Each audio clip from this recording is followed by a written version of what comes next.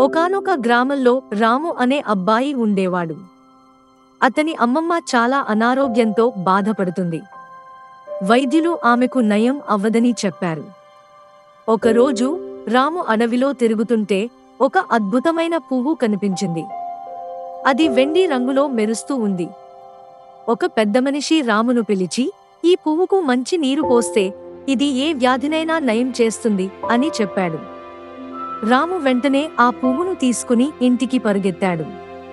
అతను చెప్పినట్లుగా పువ్వుకు నీరు పోసి తన అమ్మమ్మ వద్దకు తీసుకువెళ్ళాడు.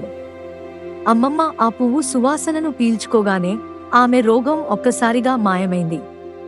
గ్రామంలోని అందరూ ఈ అద్భుతాన్ని చూసి ఆశ్చర్యపోయారు. రాము ఆ మిరాకిల్ పువ్వు విత్తనాలను అందరికీ పంచాడు.